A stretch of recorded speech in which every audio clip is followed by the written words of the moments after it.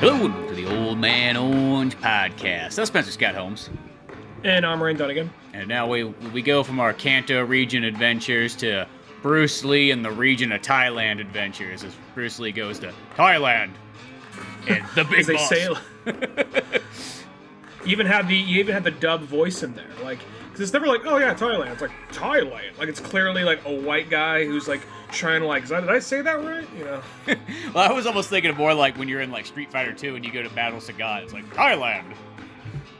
Same thing as the dub over voice. Yeah, I mean, it pretty much is. I mean, like, it probably is that same guy. It's like, oh shit, I got a new line of work.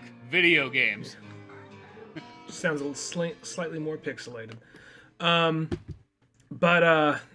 Just for people who may have been keeping up with the Pokemon Adventure thing, and then people who are tuning into this, like, they don't even like know about the rest of the show. They just tune like, oh, Bruce Lee, what the fuck are you doing talking about Pokemon this early in? We'll continue the Pokemon thing. We're just gonna switch off since the Bruce Lee Criterion Collection just came out not too long ago. We figured, well, this is a good time to do some retro Bruce Lee reviews. So for the next few volumes of Pokemon Adventures, we'll just be switching off between Bruce Lee movie, Pokemon book, back and forth, basically. It's like one of those ones, it either will go to, like, you know, in some people's minds it will go together perfectly, and other people's minds will be like, that seems like such a weird one to go back and forth with, but... Well, I think, I'm sure our, like, Where Eagles Dare retrospect was, like, right before, right after, like a commentary on, I think, the first Pokemon movie or some shit, so... I love when they back up like that, but yeah, going back to the big boss, I mean, because this is the main thing, is when that Criterion Collection came out, like my whole life, I've really wanted, like, a nice set of Bruce Lee movies, because, you know, like, for the most part, I mean, other than, like, Enter the Dragon, like, when you find, like, the Big Boss, or, like, the Chinese Connection, or, you know, Fist Fury, if you want to call it that way, depending on, you know, the confusing American titles just being thrown up in the air, you know, the downfall is a lot of those ones you find, it's like, they're mostly just, like, almost those, like, slapped together, like, we ain't paying any fucking Chinese rights for this. This is America now. What are they gonna do? They do the same thing to us? We're doing it to them. We're gonna sell it at the dollar store. And no, you don't get the Chinese dub on there. It's America, goddammit. You gotta support those American jobs. And so it's like, I don't know what it is. It was so weird that, like, Bruce Lee movies, like, there was another box set that came out, like, about, like, 10 or 12 years ago. And I remember this one seeming kind of expensive at the time, because it was like, it's a $40 DVD, and it's got almost all the Bruce Lee ones in it, but it's got the Chinese versions, and they're in kind of like a nice print, and I kind of had like a blue cover to it, was the best way. And then I just remember, like, I didn't buy it, and then all of a sudden it was like $80 used, and you're like, it's like so weird to think that, like, Bruce Lee, you know, like, these movies are like ginormous, but like, it's almost like to find like a good copy was always just like, it wasn't easy. So it's like the second that Criterion, I'm like, oh, if it's Criterion, you already know it's gonna be fucking amazing. Whole Bruce Lee set, all the movies, you know, I mean, they don't have like his child films in there, but like, well, that sounds weird. It makes it feel like child films. It sounds like it's like, Bruce Lee, what's he doing in this one? Well, he stars as, like, you know, a bus driver at a school, and then, you know, shit goes awry at some point, and he has to save the day. Like, I'd watch the Kindergarten Cop Bruce Lee movie, yeah. That'd be so amazing, dude. Picture your Kindergarten Cop just with Bruce Lee. I mean, don't get me wrong, like, I love Arnold in there, but shit, just even Bruce Lee, that would just be, like, just all sorts of fun. Every so often they'll do, like, you know, they'll come out with like Girl with the Dragon Tattoo, or even Departed, technically. They'll come out with a movie where, like, you know what, for people who don't want to read subtitles, here's an American version of it. And a lot of the times it's one of those things where just like, I feel like I could just watch the original version, but you get those ones like Departed where there's enough differences in it, where and I think it stands up on its own feet, you know, so, which is one of my favorite movies. I think you could definitely do that with, like, some American movies like Kindergarten Cop. You can do the badass Chinese version. I mean, I haven't seen it yet, but there's apparently a Japanese remake of Unforgiven starring Ken Watanabe. Well, ooh, that sounds amazing. But they do have a handful of those ones every once in a while in China where, like, they'll take a movie and they'll do, like, the Chinese, like, there's a La Femme Nikita, because there's also, like, the La Femme Nikita, like, the silly American version, which I always just feel it's like, what, you can't watch a fucking French movie with subtitles? Yeah. But, like, this one always sounded interesting. There's a Chinese version of it, so it's got, of course, probably better gung fu in it, and, like, martial arts and all that shit. It probably is actually the superior version if you... at the end of the day, maybe. But I really want to say this. You mentioned girl with the dragon tattoo. What if, like, in that movie you're watching, it's like, oh, it's a girl with the dragon tattoo, and you expect to see this big dragon there, and it's like, oh, he just takes off. It's just a tattoo of fucking Bruce Lee on her back. Like, that's the Chinese regional remake. Yeah, be like, just could you? There's CG only out? one fucking dragon over here. Yeah, you have to CG it. Every single time it shows her back, you have to CG it out and put a tattoo of Bruce Lee on there. Well, you're gonna have to redo that whole like CG like opening credit scene or whatever, where it has like the tattoo or whatever. It's just like, why is it opening up this thing of Bruce Lee? I don't get it. It'll just be like the Big Boss like fucking titles, where it's just that like one still image of Bruce Lee, and they sort of spin it around, flip it flies in left, flies in right. That just might be like a guy. It's like, hey, we got this new editor. You can kind of just, take a shot and record it, and then sort of slide back and forth, just these different layers and so on. Cool. Like, here you go. Here's a scene, or here's a shot of Bruce Lee doing a flying kick. Here's some kind of like layouts for the titles and so. Just go to town, figure it out, have fun. Like, that's what it sort of reminded me of. It had that feeling like this new sort of technology came and somebody was kind of messing around with it. And they're sitting in like the premiere night, like, did you know he was going to go, like, this much with the one same picture? Like, no, I didn't. I thought but whatever, it's too late. And he's rotating it. I mean, I give him credit, though. He really did maximize that one picture. Do we give him more? We gave him more, but it is what it is, Fucking... So it happens you get a third-party company to do the editing. God damn it. But I kid you not, though, like, watching this Criterion version of it, because, like, my original Big Boss was just the classic, like, sort of like, here's a film reel that's been, like, thrown around at the drive-in that we slapped on DVD, and, it's not bad, because I will say, at least the dubbing on the Big Boss, that's one of the few, like, ones where it's like, the dubbing's actually not too bad, where, sort of like, when we watched Way of the Dragon, like, that dubbing's always, like, it's kind of goofy, but it almost makes it kind of fun and charming at the same time. Yeah, I mean, at the end of the day, like, don't get me wrong, I love Bruce Lee movies. At the end of the day, you're there for kind of like, for me, the aesthetic and the action. That's really what you're there for. And all these movies always get that down. So, this one right here, this wasn't the first Bruce Lee movie I saw. This is probably like maybe the second or third. And like Way of the Dragon, it does this thing. Way of the Dragon or Return of the Dragon, depending on the version you're watching. This has this thing where it's a build-up to where he actually fights. Because the way this movie goes, now it feels obvious that it's just kind of a slow burn. We're just getting amped up to watch Bruce Lee. And I don't really know what his status was in China by this point. I know that I knew people liked him from Green Hornet, because in China it was called The Kato Show. But I'm not sure where his stance was exactly, because apparently his cousin, the guy who's just kind of the guy who's just almost kind of like you're new to Thailand, let me show you around. That guy, he almost seems kind of like the main character for a while. Yeah, James Tien. He's actually was supposed to be the Bruce Lee character, and then I think it's like Bruce Lee, he was like, man, fucking America sucks. I fucking, threw my back out doing, like, good mornings. All the doctors said I couldn't, like, I'll never be able to do martial arts again. Proved them fucking wrong. But, I'm going to go to China and just, see some old friends. And when he was over there, it's like, oh, shit, that Green Hornet thing was actually super popular over in China. Like, people know my name and everything like that. He's like, I'm actually way more popular here than I thought I was. And then when he was over there, like, of course, like... the Shaw brothers were like, hey, Bruce, we'll give you, they'll give him one of those old-fashioned contracts. We're like, we'll give you 10 movies for 25 years you'll have to be here, or whatever the heck it is, and we'll pay you $2,000 a movie. How's that sound? And Bruce is like, fuck that, I'm not doing it. And then, of course, there was Raymond Chow came by later on, who just started up the Golden Harvest and whatnot. So he's like, hey, well, we can pay you a little bit more. You're not under this huge contract, and we got a lot more freedom kind of going on, Mm-hmm. Is that actually on the... Because I'll be honest, I don't have the Criterion Collection yet. It hasn't come into the mail for me for a while. I know it's probably stuff you could probably look up, and I've heard like bits and pieces of that before. Is anything like that on the Criterion Collection? The details? So far, because I just watched the Big Boss disc, and I haven't like put in anything else, because there's like one of those ones, like each movie has its own disc with special features, and then there's 2 discs of just documentaries and what have you. So I haven't popped those ones in yet. they had, or they didn't, like, some of that stuff I just kind of had from just kind of reading up on it, like, but they had a special feature on there that was actually really interesting. There was this, like, older dude who was, like, a stunt man that, I kid you not, felt like he was, like, who Brad Pitt in Once Upon a Time in Hollywood was kind of based on.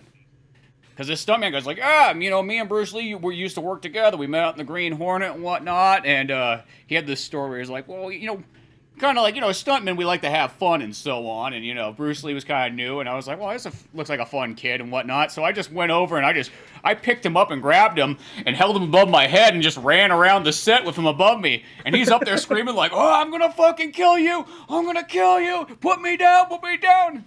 And then he goes like, well, Bruce, I can't put you down. Why? Because you kill me if I put you down. And like that, we became best friends. Pretty much. That's kind of like how it was. Like, there was a part that was fucking hilarious. Like, it's just this old guy just kind of talking and whatnot. Just like, old stories. It's like, well, Bruce Lee, he was always kind of serious and, really, about everything being about perfect and so on like that. Unlike the fun-loving guy I am. And then he pauses and stops and just looks at the camera. It's like, is this part of this guy's humor? Like, it was just a very threatening, like, yeah, don't you fucking come mess with a stunt man.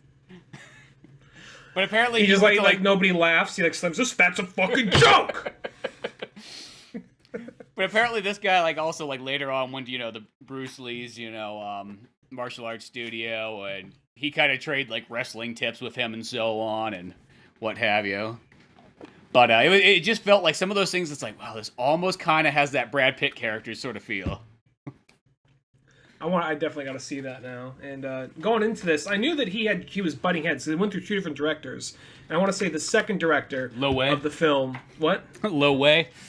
Yeah, he was basically really into the races. He cared more about gambling. He's really into rape. That's where I was leading. What? Because you almost sound like you're like, oh, he was really into rape. Racing, but maybe the way they shot some of these scenes where Bruce Lee's going after the ladies, so maybe that was his input. I don't know, but there is he would actually literally play since they wouldn't have the they have to record audio. They just do the additional recording later.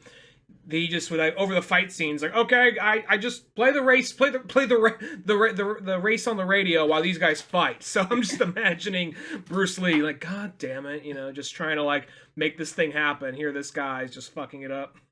Yeah, Lo Wei always sounds kind of like a weird director, because even like in Jackie Chan's book, because a lot of like sort of Jackie Chan's kind of first movies, they were Lo Wei ones. And the whole time Lo Wei's like, he's like, well, I made The Big Boss, so like, shit, I know everything, and he had that attitude.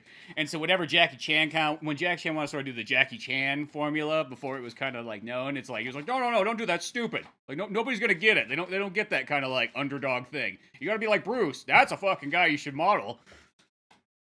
And even though they hated each other. Yeah, exactly. But like, I think it was just in his mind, like, that makes money. I think that's how he sort of saw it. Like, Bruce makes money. Like, you're goofy, like, Drunken Master. Well, then it's like he made Drunken Master kind of like, sort of like he was sent off to like another film company for a moment. They're like, oh, whatever, we'll pay low just this fee and you can go over this company. And he went over there and made all like the Jackie Chan, like his kind of movies, like Drunken Master and whatnot. And then Lo Wei's like, dude, what the fuck was that? Like, I saw your movie. I mean, it made some money, but you're just doing goofy, stupid shit. He sounds just like a father who just doesn't understand his son, like what he's into. And even when the son's like, dude, I'm making fucking money. He's like, yeah, but I don't fucking get it. Yeah, that's what it sounds like. He sounds like a guy who's like, doesn't even know what he's doing making films. Like, I don't know, I just make them just because it's the only thing that pays off enough to support my gambling habit. Like it almost seems kind of like he's not really even making movies that much. Like, all right, now it's going to be a very deep emotional scene. We're going to use this for as representation or a metaphor. Like, no, I don't get it. Why would you do that? Why don't you just have him say it? Like, well, I mean, we want to just have some kind of nuance to it. Fuck nuance. I got a poker game in 12 minutes. Let's make this quick. Yeah. Say the shit. And it's funny because it's like, even though it's like, yeah, he just seems like this director who's just kind of almost like phoning it in like a job. He's like, like my father said, get a job at the factory or the movie studio. I chose movie studio, and I really want the factory, I realized, but I guess the movie studio will be okay. But at the end of the day, though, The Big Boss is like a fucking amazing martial arts flick. So it's like somehow, some way, he stumbles his way into getting it going. But I think it also has some Bruce magic as well, too. I'm sure it's not solely Bruce Lee that made this movie good. At the same time, though, I mean, a lot of Bruce Lee's movies carry over the same vibe. So I imagine the one that's most different from all of them is Game of Death, just because that was this thing that was like Frankenstein together after he died. Mm-hmm. Even, I'm going to say, you know, excluding that one, probably Enter the Dragon too. But just because of the production value more than anything else. But yeah, I could definitely see like Bruce Lee kind of like, you know what, he's like, I have more pull power than I thought I did, so why don't I see what I can do here? And he kind of took over a lot of the fight choreographing in this. And the whole thing, I'm going to say the beginning with James Tien at the beginning, because it does seem like he's the main character.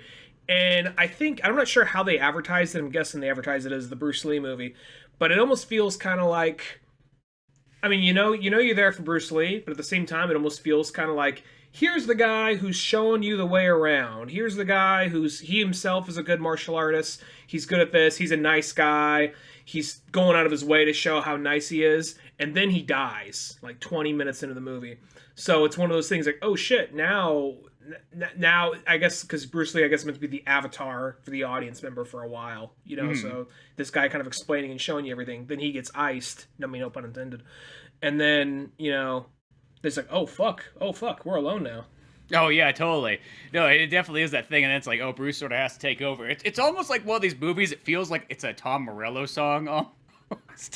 Like, you know, it's like almost like if Tom Morello wrote this like folk kind of Bruce Springsteen style thing, where it's like, you know, this, you know, man goes, you know, his mother's like tells him like, well, I don't want you fighting anymore. That's how your father died. So wear this jade pendant and go travel to your cousin's, you know, place in Thailand and work at his ice factory. It'll be good for you. And then as they're there, it's like, oh yeah, you know, we're all part of a good old team. You know, we work together, eat together, hang out together. You know, we got the one woman that takes care of us because we're a bunch of dirty heathens. You know, so yeah, you know, come on, Bruce, it's gonna be great. You know, and then as things kind of go on, it becomes almost like this like union issue. Like, hey man, you're like, you know, our men are taken out. We're not gonna work if, you know, you can't tell us what's really going up. This does feel kind of like, I mean, because once again, even though he says he broke his promise probably like 10 minutes into the movie by stopping some guys from attacking James Tien, he didn't really do a whole lot. He mostly just jumped and kind of moved around, like pushed the guy back. It's not until someone rips his shirt, like, all you motherfuckers are dead. Yeah. This is my favorite shirt. Well, they do it and they break the pendant. They break his mother's pendant. It's just like, the second that jade pendant's broken and Bruce Lee holds it up and he does that shot like, that was my mother's pendant! It was the only thing holding me back. He gets Super Saiyan. Yeah, just like, Ugh! That's almost how it is. It's almost like there's a magical spell over that pendant that like kept Bruce from like going full board and attacking everyone. Let's talk about the funny stuff of this movie. Stuff that's not intended to be funny. And we talked about this on an episode years back, just this particular part. But once they get to Thailand, they're walking around. You know, his grandfather or his uncle or whoever is going around showing him Thailand before he gets back on the boat. And they go and they get, you know, some like, I don't know, some kind of cold drink. Like and just shaved ice, or it's like old school shaved ice, where the lady's like literally like shaving it off with like, you know, a spatula thing. Or not spatula. Like shaved iced tea or some shit like that. And then like there's some devious assholes with tucked in shirts. Because they got tucked in shirts, back the fuck up, you know? And they got some mustaches going and so on, so you know they're up to no good. I wonder if that was just a thing in Thailand back then. Just like, if someone's wearing a tucked shirt, stay away. That means he's in a gang. Kind of like how it's every so often the thing like, oh, there's the one rolled up like pant leg or some shit like that. But oh shit, we're in gang territory. Yeah, exactly. But then like the little boy, little kid. I laugh at this every time. This little kid comes out like, rice cakes, come get your rice cakes. And then they're like, oh, what do we got here, kid? Oh, yeah, rice cakes. Oh, pretty good. Yeah, here, fellas, join on in. He just like starts passing them around like, oh, these are pretty tasty. Oh, yeah. And then he's like, come on, that'll be $1. You're like, what are you talking about? $1. How about this? Bam! You know? And the kid runs off, and that's James Tien came in like, he stole my fucking rice cakes! And that's where, like, Bruce Lee keeps on trying to stand up, and his uncle's like, no, fuck the boy, and then he's like, don't get involved, Bruce. You know what I mean? You're here to work the ice factory. Not to stop people from beating up little boys. Come on now. Come on, you're not Batman. And then from there, that's where we see James Tien. Oh shit, he's a good martial artist too. And whenever a fight happens, it's usually him kind of handling people, and he does a good job of it. But you see, kind of Bruce kind of watching and kind of eyeballing him, like, I could do that a little better. Yeah, kind of has that and so on. But I love how the uncle's like, no, don't get fucking involved. You're Chinese. That looks like a Thailand ordeal right there. And the fact is, wait, so if that's like, maybe it's from a different side of the family or whatever, but if that's his little brother, if that's like, so it's like, oh, uncle, like, oh, that was my nephew they beat the fuck out of? I don't see him that much. I don't give a shit. Because it's like, isn't he related to that kid? I think he gotta be somewhat related, or at least, there's a connection there. It's just one of those hey, Bruce, you mind taking me back to the boat now? I did not realize what I got myself into. Shit's not gonna go good if old uncle stays. So remember, no fighting. Yeah, gets just off what on Mother the boat. said. No fucking fighting. As he slips and falls off that boat rail, whoa! I like the idea. As soon as he gets there, I don't know, maybe word got around of some shit that he got into before he got there. But when he got there, as soon as he gets there, first thing he says no fighting. Okay, it's your first day on this job. No fighting, because that's what everyone's always told as soon as you start at work shift. Yeah, exactly. One of those ones that really just makes back when you had your Comcast job. Is that what they went over with you? Yeah, just don't. Whatever you do, just don't fight. The customer's gonna want to fight, but you don't fight. You just get done setting up all the wiring. You look, there's just some old man cracking his knuckles. Oh shit. They weren't lying. Well, the funny thing, too, is that it really sets you up thinking just, as an American sort of watching this, be like, oh, so that's obviously a problem that Chinese people have, is just, kung fu matches just kind of break out all the time. I mean, that's what I expected, but the movie's now, reinforcing this idea. Yeah. I love how that foreman guy almost looks like he's the Chinese Lobo, yo, I'm fucking in charge here. You don't fucking, or I guess the Thailand Lobo. I was thinking that dude looks like the manager guy, the portly guy with the mustache and beard and all that. Yeah, the guy who's barking orders, who then gets at one point when he gets when Bruce Lee gets promoted, he gets oh, he's got to go clean out the urinals or whatever. Yeah. Oh yeah, I always thought that guy is Chinese Luis Guzman. Oh, that's definitely true. Because he has that look as well. Or Thai like Luis Guzman. Yeah, because I guess that's kind of true. It's kind of weird. All the bad guys are pretty much Thai. All the good guys are Chinese. Yeah. It is kind of like a toned down Hulk, because for a while it's dude, don't get all angry now. I know you have a problem with anger. When you, God forbid, as long as nobody breaks the pendant, we're okay, Yeah, that's what holds him back, you know what I mean? It's just that pendant. Just gotta lock that down, you know what I mean? It's sort of tying up the sand tail or whatever. But, yeah, they kind of... Or what are you gonna say? I was gonna say, so, it's all his cousins and whatever he's living with in, that shack, and then there's the woman there. Is the woman his cousin, too? Sometimes, there's points when I was reading and just kind of, some of the special features or not, that just kind of stuff, they almost mentioned that was, his cousin as well. But I don't know if that's one of those, old-timey kind of things where it's well, it's your third cousin twice removed. So if she's kind of into you, it's okay. But maybe that's why, Bruce sort of stands back, whoa, what are you fucking doing? Well, he even imagines her for a second. He doesn't, but they're all they're even pushing at it hey, man, that's your cousin. You should be fucking her. What? Yeah. She likes you, and you're out there fucking some lady who's not your cousin? What the fuck's wrong with you? Yeah, keep it in the family. Come on, Bruce. Wasn't that Uncle's final words when he was sailing off in the boat? Keep it in the family and no fighting.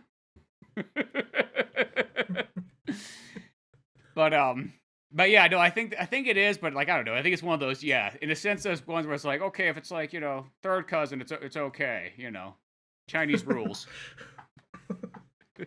Sorry, I probably just missed a joke. The audio went out for a minute, but yeah, no, I could see it being a distant cousin type thing, or maybe he was thinking about it. I don't know. Either way, though, it's Maybe it's a cultural thing. I don't know.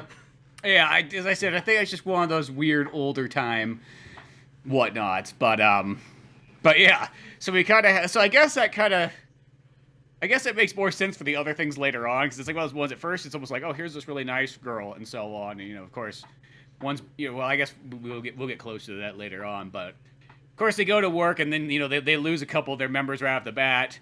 And this is like the weirdest thing is because those guys, like, they break open like an ice cream. They're like, "What's this?" And they're like, "It's heroin." Oh shit! And then like I like when they go, like, they have the meeting with the boss to be like, "Yeah, we found some heroin in there." But I mean, it's not that big of a deal. I mean, if that's what you guys are into, that's fine. We don't want to be a part of it. That's okay. That's okay. We love ice.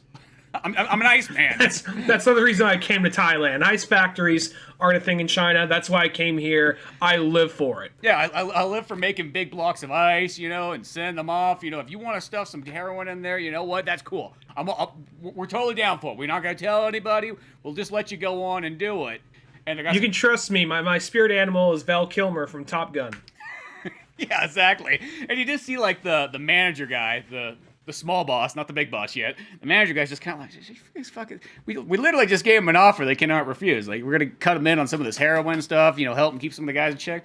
It's almost this weird thing. It's like, yeah, like they were so cool, but they're like, fuck those guys. Like, not taking our goddamn fucking offer. You boy, go out there and fight him in the street and kill him right there. It makes me wonder, like, what would have happened if they would have taken the offer? I mean, I'm thinking they would have got killed no matter what, but. I don't know. I think they would have just got rounded into it, and then they probably would have been like... Because let's be honest, all of Bruce Lee's cousins, they're hardworking, and maybe they mean well, but they're very flipped to turn on shit, Now, I can understand maybe a little, because later when Bruce Lee gets into a fight and just knocks a bunch of those dudes, and that's a bunch of the, managers out, and then he goes has a meeting... Mm-hmm. Does I have a meeting with them? We're getting promoted. They're going to start making changes. Like, yeah, you fucking did it. Woo! Next day. Oh, I see how it is. You had dinner with him and you didn't come back home last night. That's how it is. It's like, dude, it's been one fucking day. Yeah, don't you remember? We were literally marching through the streets and singing. We had like a party yesterday. They're like, yeah, but why weren't we invited to fucking dinner? Thought you were, since now you're big brother, like, what, can't take your other brothers to fucking dinner? Like, you know what I mean? Can't share the fucking hookers with us? Like, come on. Just like, not the first time, maybe the second time, okay? And it's still, they're not as rich as you think, okay? It's an ice factory. Yeah, you know what I mean? But yeah, it's like one day, he has one fucking long night. I mean, I guess there is that sort of thing that, like, they're almost kind of getting that point where, like, oh, well, our guys are missing, and I always love how, like, the manager's always like, you stupid fucks, you go out gambling every night, you spend wild amounts of money, like, keep track of your own friends now, like, don't look at me. And they're like, oh yeah, I guess you're right, we do go out gambling every night. It's just, I love how at first they're just kind of like, yeah, he was kind of right, and that's like 3 days later, they're like, wait a second, we only go out gambling like once a week. He's very like he's very influential in the moment. But when you get back, you start thinking about, like, wait, I think that's bullshit. Yeah, he's just like that good con man almost. God damn it, he talked me out of looking for my long lost brother again. Fuck. Yeah, well, oh geez, so I guess I'll go back and eat my rice before it gets cold. Fuck, he's convincing. Hopefully Bruce didn't, like, fall temptation. Oh, Bruce fell for temptation of it. God fucking damn it. Yeah, I know, that's like the part, it's like, it almost seems kind of weird, because you sort of watch, like, when you watch that sort of scene, like, in hindsight, it almost feels weird to watch, like, oh, the Bruce Lee character just really goes for it, just like, oh, here you go, here's a big old bottle of alcohol, drink on up, it's good for you, son, you're the foreman. I guess that's the thing, I never took that scene as him being, like, I didn't take it as he's totally falling for it. I see him getting a taste of it and being kind of like, oh, this isn't so bad, and then trying to think and trying to hope for the best. Like, you know what? They probably didn't kill anybody. They're probably just being assholes, and we're just now starting to kind of understand each other and probably get into the groove of it. So I take it as that. And then the next day, where he's like, you know what? Yeah, it has been taking longer than it should have. I shouldn't have got fucked up and fucked that lady or whatever. So from there, that's where he just, and then I think once they kill the whole family, that's where he's, spoilers. That's when they kill the whole family. That's where he's like, fuck it all. Yeah, exactly. I think that's sort of it. It's like kind of like, yeah, at first he's like, well, it doesn't seem so bad. We had, a nice dinner together. He invited all these nice ladies over, He's got his, weird, slave ladies that massage his back. Even when he's smoking, that looks kind of difficult, but sure, go for it. Whatever you're into. I guess the red flag is when, like, I guess the big red flag is, like, he's being all cool. One lady, like, dropped something, and he just pulls out his little blow dart. I guess that should have been a clue right there. Like, who just keeps a blow dart gun on him? Yeah, and just pulls it out like the Wild West all of a sudden. But, I whatever, have another drink. It'll be fun. So, but, I think there's that part when he actually does get really drunk. He's hanging out, and he looks at that one lady, and he kind of, like, imagines his cousin after her for a second, and then just kind of, like, lumbers after her, like, oh! I love how everybody in the room's like, oh, look at him go! They're just, like, almost, like, having too good of a time with it. It's that weird one where it's like, are they having just really fun, or they're like, yeah, let's just fuck with the new guy? I could see it being either way, Yeah. And then, and then, of course, Bruce goes back, and then by the time he gets up the next day and goes, oh, shit, what did I just fucking do? And then looks over, he's like, oh, God, where am I? And later when he goes back to that lady for more information, and she does that whole thing where she, like, says, look, he shoots his darts all the time, shows her tits, has a couple of, like, little dart marks in there or something. Yeah, like, I love the way that scene also goes, too. Like, in any normal movie, like, she would pull that shirt up from, like, the bottom, but then or, like, from the top, because it's, like, on the, her upper chest, but for some reason, it's just that old, like, 70s thing, like, no, pull the shirt up from the bottom so we can all see it all, you know what I mean? Just go for it. Yeah, blow nice. away. Yeah, I know my Real wife's nice. in the room next door, fucking do it. Shit, we got 6 minutes before the horse races start, so, get to it. She does it. She looks all begrudgingly. She does it. Then all of a sudden, like, the guy to, like, Louie's right just, like, drops his head. Like, fuck, I told you I'm gonna do it. $5 now. Yeah, win another one. Oh, he's still betting the whole time? That's what it was? This whole movie's a giant bet. But, as Bruce is kind of, like, he goes back to her to get, like, more information, I guess, later on. Then she kind of breaks down, like, oh, yeah, he sells heroin and all that stuff. And he took your friends and all this, not so good stuff. So, go get him. And then the second Bruce leaves, like, the angry, like, son or whatever of, like, the big boss comes in and, like, throws a knife Pink at shirt. him. Yeah, tucked in shirt man. Who, like, I love how his kind of, like, storyline, too, is, like, he's like, hey, Dad, like, here's the thing, could you give me like $20,000 or whatever? And I don't know what the heck he asked for, but he asked for some like huge sum. He's like, dude, there's this chick. I mean, like, you want a new wife, don't you, Dad? Oh, well, son, if that's what it is, speak on up. I could trade one of these in at the used car factory, and yeah, who do you got in mind? Mom. And there's even like a line that's like in there, something like that. And he's like, I can't remember what it said, but he's like, these ones here, they're just so plain and basic. But he says it like in a more like offensive kind of word. They're just saying, they're like giving him a fucking massage, like, yeah, that's what I have to fucking deal with. Well, it is one of those things where he's like, hey, Dad, I want a new mom. Come on, I have a mom that's around the same age as me. Yeah, I mean, like, or younger, you know what I mean? Like, we trade them in, like, you know what you always say, it's like, just like owning a car, you only keep it for 3 years while you have the factory, like, warranty on it. So his whole point is just to go out and capture, like, a new woman for, like, this guy. I mean, obviously it's Thailand in the, 70s, so I guess it all fine at that time period. Nobody raised enough of, like, eyebrows to that. Well, he's trying to get, like, Bruce's cousin or whatever, right? Yeah. And the whole thing with her, like, that becomes a thing. Like, they kidnap her and kill the rest of the family. Yeah, even the little boy, because that's almost like one of those parts, like, you can see, like, back in the day, it's like, oh, shit, they killed the little dumpling kid. Well, the dumpling kid, or rice cake boy, whatever you want to call him. Yeah. The thing about that kid is he just gets smacked around at the beginning, and he's just kind of there. You're like, kind of waiting for something, that kid to get, his full story arc, something to come around in his favor. Not the case. Just walks in face down on the bed with a knife in his back. Exactly. Don't ask me why I find that funny, but just the idea the kid got pushed down and never had a chance to get up. There's something about that thing, because you keep on thinking like something's gonna happen good for this kid. Nope. And it's just like, no, he's a little kid. He's a little Chinese kid in Thailand. Nothing's gonna go good for him. What the fuck are you talking about? Yeah, just nothing worked out. And there's just that part where, like, you know, Bruce is just like, oh, I've lost it all. Like, I was supposed to be the foreman. And apparently there's like this other scene. It's not like in the Criterion one, but I was just kind of reading about it that like there was all these certain scenes that were kind of cut.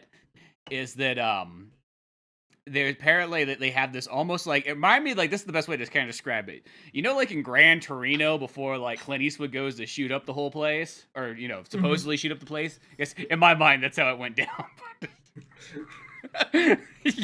But like, you know, when he goes there to like, you know, to solve the problem. And he kind of has like his last day where he's like, oh, I'm gonna go get a tailored suit. Never had one of these before, or never had a straight razor cut. There apparently was supposed to be a scene where, you know, Bruce Lee went out and had like a fine meal, like almost like a last meal, and then of course he went to like the whorehouse. Like, it's like, well, I might not be able to make it, which it kind of, I guess you could see, like, if you see it set up like that, once that ending kind of scene happens, it's like, oh, I see what he was doing. He's like, he knew that he wasn't, there was no way out of this in a sense, but he had to like solve a problem. Yeah, I mean, I get that. I think it's probably harder to do or get that point across when it's in a country or a town he's not from. Like, something about Gran Torino, he's in his hometown, or a town he's at least he lived in for a long time. So I could see how, like, oh, okay, he's gonna go get a nice razor cut, he's gonna have a nice day, do this, do that, and there, like, well, everyone I know and love is dead, so what else to do by this point, you know? Apparently this is loosely based on a true story, I guess. Well, it's sort of, this character sounds like one of those other kind of like Chinese folk, you know, heroes, I guess you would say, where they kind of made like a handful of stories off of him, you know. The film was based on a true story of Cheng Chui-on, who fought the tyrants in Thailand. Cheng lived at the end of the 1800s, the beginning of the 20th century. A memorial statue of him was erected in the Garden of Bangkok for, more than 80 years ago. Oh, well, that makes me kind of wonder then if this movie's supposed to be... Because I always picture this movie as being sort of like a, you know, almost like this was supposed to be like 1970, you know, something like that. But by that standard, it's like, I wonder if it's supposed to be almost more like, oh, turn of the century, kind of like that time. Well, the way it looks, I mean, some of the cars they have and some of the... yeah, you're right. The cars, the way that the tucked-in shirt guys are dressed, that's definitely 70s. Yeah, so it's probably one of those things, like, here's a modern version of this story, kind of like Walking Tall or something like that. Because I know, like, one of the big deals, like, the other thing, beyond just Bruce Lee in this movie, like, I think one of the other things that made this movie stand out so much in China is that, because mostly all the Kung Fu movies beforehand were always, like, period pieces. Like, the Shaw Brothers, they always did, like, you know, here's Kung Fu of the 1500s, you know? And so this movie being like, whoa, it takes place now? Like, what the fuck? Like, nobody thought about that yet, I guess. I want to say the oldest Bruce Lee movie is either late 1800s or early 1900s with Chinese connection. I want to say that might be. I don't remember. We're gonna watch that one soon. But yeah, I was gonna say, what I thought that wasn't that movie around like the Japanese occupation. I thought that was during Japanese occupation, but I thought maybe. So that'd be like 1920s probably if I had 1920s. Yeah, I believe it's something like that. But yeah, so like that's kind of like the rest of them are all kind of like, I think that's sort of like the other big deal was like, oh shit, it's like here and now, you know, martial arts, you know. And since we're in Thailand, nobody's carrying around a gun at least. Yeah. No guns over there. They do get a point across. I do like what the villain of this movie, how he's just surrounded by women massaging him. He's having people fight for his entertainment. Like, no, son, here's how you do it. Pulls out 2 knives, just stabbing fuckers, doing backflips and shit. Yeah, exactly. Just being like, you know, it's whatever, hanging out, you know, having a good time with my son, a good father-son bonding moment, you know, and the death of someone else that we just don't care for. He's just like bleeding out of the neck. Like, I'm just like, doesn't this remind you of your 5th birthday son? He's just like bleeding out of the neck. Finish him. Oh, there you go. That's my boy. Oh, look at him. Remember the first time how you cried like a little bitch and I punched you in the face saying knock it off? Yeah. Now you enjoy it. Now you laugh every time you kill somebody. I'm so fucking proud of you. Just like puts his arm around his, like, oh, just walking off. This guy's on the ground, like, fucking bleeding out and dying. How's it going getting me a new mom that's your age? Yeah, son, you know. I remember when I was your age and I was doing that for my father. Family tradition. Yeah. But then there's the part where, like, when Bruce kind of, like, discovered, right, or, like, when the one, like, hooker lady, whatever, tells him, it's like, oh, yeah, like, go check, you know, the ice room or whatever, and he goes in there, and Bruce is looking around, and he finds, like, there's, like, a hand in there, and then he sees some of the other brothers, like, there's, like, guys, like, head and whatnot, and then they come in, they're like, boom, like, the tucked-in shirt guy's like, we knew you'd come here, Bruce. You guess you can't be part of the party now. I see how it's going. So they have, like, that big badass fight scene in there where he's almost, like, using all, like, the tools and stuff. Yeah. The action scene's really the real star of the show. Well, Bruce and the action scenes are the real star of the show. Yeah, and it's just, like, there's just some violent ones and so on with some of those tools. And there's supposed to be a scene that, like, has always kind of been, like, this kind of, like, mysterious lost scene it's still not in that Criterion one, but I was kind of looking up because there's, like, in a sense, there's, like, still shots from it, but there's supposed to be a scene where Bruce picks up the saw blade and then just shoves it into a guy's skull. Oh, awesome. Yeah, I was like, oh, that sounds so cool, but, like, that was one of those ones where it's probably, China was like, whoa, what the fuck? You gotta, like, pull that one out. I mean, keep the rest of it, but Jesus Christ. Well, at the time, that sounds fairly tame now compared to other things, but at the time, that had to be the idea of, like, because there's the one guy who gets whacked in the head with an axe. Mm-hmm. Well, even this movie, like, really, realistically, even nowadays, it's, like, it's still pretty, like, violent and brutal. Like, you just, because I think it's because a lot of kung fu movies, like, they don't have all that blood and guts that, like, these older ones sometimes would have. Yeah, well, this one, it's not even like it's jam-packed with blood. Like, there's enough blood there, but it's not like that anime-level blood people will sometimes make it out to be. I think the thing about this movie, it's just, there's something about, I just think it's not just, oh, simple punch, fight, you're down. It's more of like, okay, we're chopping up bodies and we're storing them over here. And yeah, it's not super realistic. It's not super, like, graphic the way they do it, but I guess just the idea of how dark that is. Of, like, you know, here's a character you spent some time with earlier on in the movie. Now we're going to show them what they do with these bodies. Yeah, exactly. Like, I think it is one of those ones, like, if you kind of take the concept of it and just sort of think about it in real life, you're like, oh shit, there's some real brutal stuff going on. Like, this is one of those movies that, like, if you could almost give it another tone, like one of those, like, kind of murder mystery suspense films, and it could be one of those, like, ultra dark films. I feel like if you had an emphasis on more of an emphasis at the view of the people storing the ice, this could be like, it can get as dark as, say, I'm forgetting the director's name, but I really like him. But I Saw the Devil, something kind of like that. Oh yeah, yeah. Shit. Well, whatever. I know what you're talking about at least. Good, the Bad, the Weird. Last Stand. He has plenty more, but those are Bittersweet Life. But yeah, that whole part, just because the idea of, like, I don't know, for whatever, it's not by anything like a thing that turns me off from movies at all. But I guess that's the part that more gets to me. It's like, when you spend some time with a character and then they take the time to show the character dead and, like, what are we gonna do with the body? Like, that's one of those things that always, like, it's not like, I don't know. I guess that's one of those things that's always a little bit more of nothing to turn me off from a movie, but always a little bit more unsettling for me personally. Yeah. But I think it kind of works for the characters. Yeah, exactly.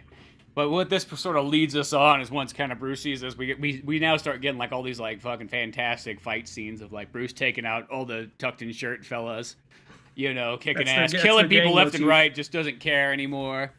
And then I think in between this and before he goes to the big boss's mansion or whatever, is that where he's, like, stand by the river and it's like he's almost, like, throws away, like, all his belongings, like, you know, like, I have nothing left, almost, like, symbolizing. Yeah. He, like, throws into the river and whatnot, and he's like, fuck it. Let's go do this. And then I love how Bruce is just, like, eating some snacks and whatnot, coming in, flips over the fence and whatnot, and then, of course, like, these dogs come, and he's, like, shooting up, jumping over them and whatnot. Or I guess that might have been the scene beforehand where there's the dogs. Well, it's, like, right before the fight, he's, like, jumping around, avoiding the dogs. And I think he got done fighting a bunch of guys, and then he goes in, the dogs are there, and then he has, like, a big fight with the big boss himself. And he has that thing where he has the bird in the cage, he tosses the cage up, it hooks onto a tree perfectly. Then Bruce is like, you know what? Fuck your cage. Bam! When the bird flies away. Has that zoom in on his face, as part of his face kind of cut off, sort of, but still looks kind of cool. Mm-hmm. Oh, it's like almost like that symbolism of like, I'm freeing slaves. Like that's sort of like what that reminded me of. Like, I'm here to free everybody, no matter what the cost. And then they basically just get into that big badass brawl right there. Yeah, just fucking totally awesome. It's a cool location. Apparently, that location almost looks the same, is because it's a very, like, you know, in a sense, movie tourist spot to kind of go to, be like, ooh, this is where the final battle of the big boss was shot at. I can definitely see that. But, like, that fight scene at the very end, another kind of bit thing about it, too, is apparently when that came to, like, the U.S. the first time, like, they had to, like, tone that down, or else it was going to be a rated X movie and whatnot. Like, they were fine with the knife going in, but when Bruce takes, like, his fingers and then, like, just jabs it in under his ribs, and the guy's, like, bleeding out, you know, it's just draining from, like, the bottom of his shirt and whatnot before he tosses him down, then, like, punches him in the face and what have you. It's like, oh, no. Don't have him be stabbed with his fingers. Yeah. Sometimes you hear some of the weird little things they do. Like, that's too much. But stabbing the hooker in the chest with a knife, no, that's fine. Well, because they're not real people. Just say. Not by the law or the conduct of movies here. Yeah. They already fucked their souls away. They're not, yeah. Kill as many hookers as you want. We don't give a shit. It'll come out as a G. Yeah, we'll put on the Wild World of Disney. Shit. World of Disney on ABC Family or whatever. They appreciate that stuff there. They'll show it in Sunday school. You see, Bethany, that's why I don't want you talking to that boy down in the third pew. Wait until college before you talk to him. Yeah, and make sure you're married first. Don't. But before I talk to him? Yes, before you talk to him. Or an old Thai man is going to shoot blow darts at you. Yeah, exactly. We'll get in a back massage. You don't want that, do you? No, that's what I thought. But like in this movie, though, it does have like that sort of thing. It's like right when he finishes that guy off, finishes off the big boss, and Bruce is kind of standing there. And of course, it's almost that thing like his cousin like fucking calls the cops. Like, what the fuck are you doing calling the cops? Like, you can't call the car. I just stabbed a man with my fingers. They're gonna blame me because this guy right here is probably like he already said he was in good with the police at the station. He's like, oh, I'm good friends with them. You don't fucking bring him around.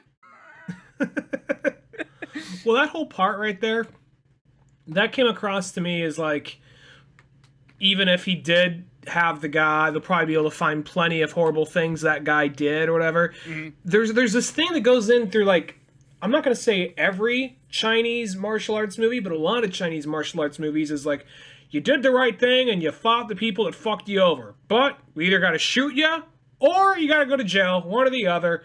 Because that was, I have like this Yun Wu Ping, the guy who was the fight choreographer for some of Jackie Chan's movies, Matrix, Fearless, a lot of Jet Li movies. Mm-hmm.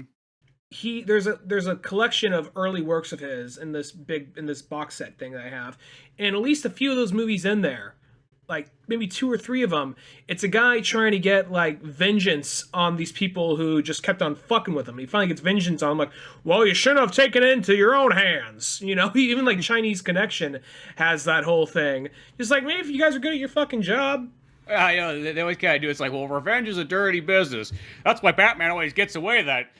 Dirty, flying mammal. It's like, sorry, it's a guy in a suit. No, it's not. No way can one singular man do that. I believe it's some creature of the devil.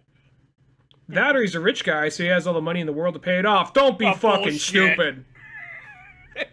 Every rich guy, you know, just sits there fucking, you know, smoking their pipe, getting a fucking back massage and, you know, throwing out like fucking spit darts.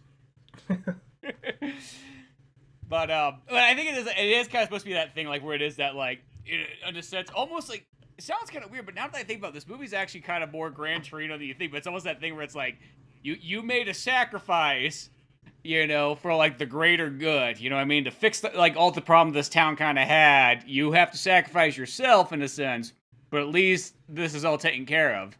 Now in this one, it's like this is how Gran Torino should have been, is where it's like he goes in there and there's just this amazing fucking 20-minute long shootout. I still think, but that's how it plays out in your head. Yeah, that's how it plays out in my head every single time. And this movie almost kind of delivers that kind of ending, except for in a kung fu battle. But yeah, the whole way through, this movie has just tons of those great fucking martial arts scenes. The other thing I actually do like about it a lot is this is one of those ones where you kind of watch this movie, and I mean, other than the fact that, like, let's just assume that that's just not Bruce Lee, like the legendary hero, but like almost like when you look at this movie, it's one of those ones where you kind of go like, you know what? I think making a movie like this would not be like, you know, other than like the kind of like, you know, the great martial arts and so on, but you're kind of like, you look around, you're like, it gives you that feeling almost like a Clerks kind of vibe, where you're like, you know what? I think you could go out and shoot a movie like this. You just need like one nice house, one blue collar job, you know, you get a ragtag group of guys together and we'll just like put some martial arts scenes. Like it has like that kind of very inspirational kind of like, it's not like they're in like this big city or like they got like all this like fancy like cam work and so on. It almost has that very like kind of low budget underground, like, oh yeah, it is possible kind of feeling. I guess if you wanted to make that movie today, you'd be like, yeah, we all worked out at the Amazon like packing distributor or something like that. Yeah, one of those robots has been taking away our guys. Oh, come on, fellas. Come on, we know you like to go down and, you know, bet on, like, what would they bet on nowadays? I mean, other than sports. I'm trying to think of something a little bit more fun, but... E-sports or e-gaming? You all go down, you bet on the stupid FIFA, like, shit, and, you know, why don't you just go watch a real soccer match? Well, I don't know. I like when Jerk-Off Johnny fucking goes and plays for the cup, you know? He's funny. You know, oh, fucking funny. It's just not a fucking athlete. I'll tell you what he fucking isn't. Well, I feel like, because that's the thing about a lot of these old Chinese kung fu movies is it does feel like something you could do. And I think that's one of the reasons, aside from watching Clerks, and even though this one clearly had more money to it, like Reservoir Dogs, and then a bunch of kung fu movies, I think it says why we try to make so many kung fu movies back in high school and early college, because it was just one of those things that we just were really inspired by that. And like, you know what? Other than being a martial arts prodigy, I think we got the rest of it down. Yeah, because that's sort of like, you know, you kind of take away that one little element, you kind of look at the rest of the movie, and it's like, yeah, that's all kind of like possible, you know. And it's not like bringing the movie down, but it's just almost that kind of like that simplicity of like, oh yeah, look at that. That almost could be done. I mean, like, what would you say? There's probably all of like maybe 20 people in this entire film that you see, really? Yeah, and they probably use them for multiple roles. You know, probably all right. So and so didn't show up today. Just put on this jacket. Don't turn around. You're gonna be filling in. I could definitely see that happening. Oh yeah, totally. So it's just like one of those ones you watch and you're like, oh yeah. But this is kind of neat. But I don't know. I always love The Big Boss so much. Like, it's one of those movies that's just like, it's just that total, like, solid, you know, classic kung fu movie. Like, I guess, like, you could use it as a good, like, I don't know if it'd be like maybe the first choice for like bridging someone in as like a gateway to like old martial arts films. But probably Enter the Dragon's always the safer bet, I guess, to get people like first into it. But Enter the Dragon's a little bit more higher production, so I think that's maybe easier for people to swallow. Because this really does have like that independent film vibe to it, but in a good way. Mm-hmm. But sometimes people just don't like that, so, you know. Yeah. Other things I thought was kind of interesting, too, because I was watching, like, well, it was weird, because, like, the version that played automatically on the new Criterion one was, like, the Mandarin take, which I thought that was kind of odd. It wasn't the Cantonese one was the first thing. So it didn't have Bruce Lee's, like normal, like, screams in it and so on. So I made me wonder, I'm like, oh, I guess he must have been dubbed with the Mandarin voice instead of Bruce Lee's voice. But I didn't really think about that till, like, later on. But then, because I flipped on the Cantonese version, it's like, oh, well, there's all, like, the screams and so on, but... Which I always thought was kind of weird. Because I know in the American one, they don't have the screams in it yet. Because at first, I thought they were like, oh, well, that's kind of fucking weird. Like, where they do have it, like, in Way of the Dragon and so on. Where it's just kind of like, it's just they're like, that's going to scare people off. So, audio this in. Yeah! Yeah. Rather than what? You know, the shit everyone knows Bruce Lee for. By this point, though, they're like, we don't know who this guy is. Oh, he was the guy in the mask and Green Hornet. Oh, he's a little taller. He's a little shorter than that. No, the other guy in the mask. Oh, yeah, right. Yeah. Yeah. So, yeah, there is that kind of, like, weird thing is, like, not knowing who Bruce is and, you know, things like that. So, I kind of get why they started off not doing it that way. That kind of makes sense. But, But yeah, it was weird just flipping through the versions. And the other thing I was flipping through is like, oh, I realized that like I kind of forgot, but like the soundtrack is different on the American version than it is on like the Chinese one. And then they also had a little special feature thing that kind of said that like for I guess like everything that's not China, the German guy did the soundtrack composing, which gives it like, you know, the trumpets and that kind of like swinging 60s. Bow, bow, bow, bow, bow, yeah. bow, bow, bow. That because they use that song anytime they chant, any chance they get, because there are moments where it doesn't fit, where somebody gets killed, it's just like, no, Lee, get up, down, down, down, down, down, down, down, down. Like, okay. Which is almost like that you can almost say that sound is kind of like the stereotypical, like when people think of like old classic kung fu movies, like, you know, the American kind of like dubbed versions, like that kind of music's so prevalent. But it was funny because watching the Chinese one, it has like a very like almost sounds like what you would think of as like a soundtrack nowadays would have for a martial arts movie, like very traditional Chinese instruments and so on. I almost think that one was kind of a little bit better to have that soundtrack because there'll be like it doesn't have like that kind of like groovy like dancing music, almost like even like when, you know, shit's getting dark, it'll actually have like more of like, oh, this is sad and we gotta like take it in at the moment, not just like bow, bow, bow, bow, get those trumpets out. You know, I could just see people like bringing the shit over, be like, all right, I don't know who, not me, but somebody's gonna like this shit. But there's some shit that I'm just not ready for. So I don't get it. So put in some trumpets, take out the traditional shit. Well, like the music that plays in it and from the country it's from. Yeah, I don't give a fuck. I don't care about it. I can definitely see a lot of that happening. There was like a quote that was in the thing, because I think the German guy's not alive anymore, but they had like a quote that was in like this little documentary thing they have, and he's like, here's the thing, you know, Western audiences, they don't got an ear for this weird Chinese, you know, music and so on. They're not going to understand what's going on, you know.